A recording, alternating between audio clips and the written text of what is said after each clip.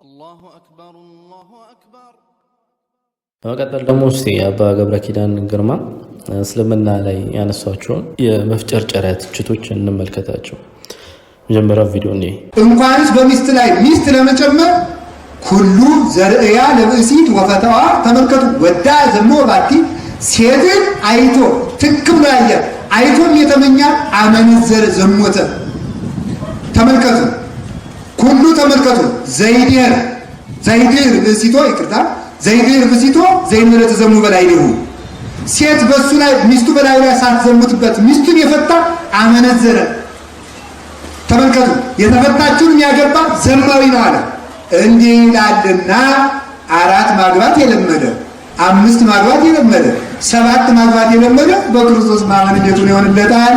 ማቹት ከአንድ በላይ ሚስት ማግባትን እንደ ኔጌቲቭ አድርጎ ያነሳው። እስልምናም ይሄንን ግንኙነት መፍቀዱን ዝሙትን እንደማስፋፋት ወይም እንደመፍቀድ አድርጎ ነው የተረጎመው። የቄስ እስቲ አሁንም ኮንሲስታንት እንደሆነ እንመልከት። መጀመሪያ ነጥብ ማነሳው እዚህ ላይ ባይብል ላይ ወይም መጽሐፋቸው ላይ አምላክ በጋብቻ ከአንድ ሚስት በላይ ማግባትን ካልፈቀደ እንዴት ከ2 ወይም ከ3 ሚስት ጋር እንዴት እንደምትገናኝ ህጎችንና መመሪያዎችን ያወጣል የሚል ነው። ማስረጃህ ምንድነው ብላችሁ ከጠየቃችሁ ዘዳግም ምዕራፍ 21 አንቀጽ 15 ለአንድ ሰው አንዲቱ የተወደደች አንዲቱም የተጠላች 2 ሚስቶች ቢኖሩት ለእርሱም የተወደደችው ደግሞም የተጠላችው ልጆችን ቢወልዱ በኩርም ከተጠላችው ሚስት የተወለደው ልጅ ቢሆን እያለ ይቀጥላል። ስለ ውርስ ህጎችና መመሪያዎች ሲሰጥ ማለት ነው። ይህም ማለት እንደሆነ በምሳሌ ላስረዳችሁ።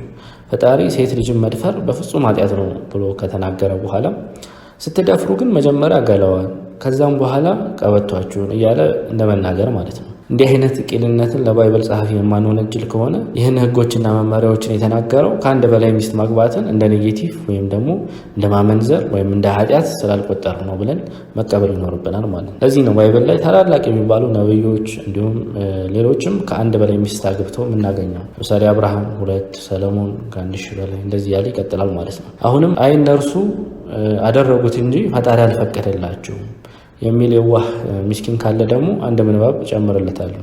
2ኛ ሳሙኤል ምዕራፍ 12 አንቀጽ 7 እስከ 8 ለዳዊት የተነገረውን ስሙ። ናታንም ዳዊትን አለው፣ ያ ሰው አንተ ነህ። የእስራኤል አምላክ እግዚአብሔር እንዲህ ይላል፣ በእስራኤል ላይ ንጉሥ ልትሆን ቀባውህ፣ ከሳኦልም ልጆች አዳንኩ፣ የጌታህንም ቤት ሰጠውህ፣ የጌታህንም ሚስቶች በብብትህ ጣልኩልህ፣ የእስራኤልንና የአይሁድን ቤት ሰጠውህ። ይህም አንሶ ቢሆን ኖሮ ከዚህ በላይ እጨምርልህ ነበር ይላል። ሚስቶች ነው ያለው እንግዲህ በትንሹ 2 እና ከዚያ በላይ ማለት ነው። ስለዚህ እግዚአብሔር ከአንድ በላይ ማግባትን ቢከለክል ኖሮ ለዳዊት ሚስቶችን ይሰጠው ነበር ማለት ነው። እግዚአብሔር ማንነቱን ሰጪ አድርጎ እንደገለጸ አስምሩበት። ሲቀጥል ይህም አንሶ ቢሆን ኖሮ እጨምርልህ ነበር ነው ያለው። እንዴትስ ይለዋል?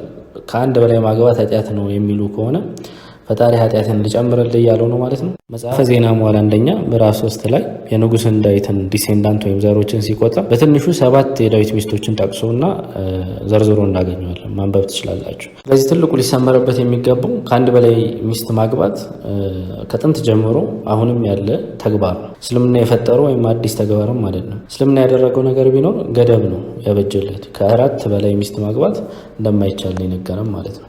እንቀጥላለን። ሌላ ትችቱን ደግሞ ሰምተን እንምጣ።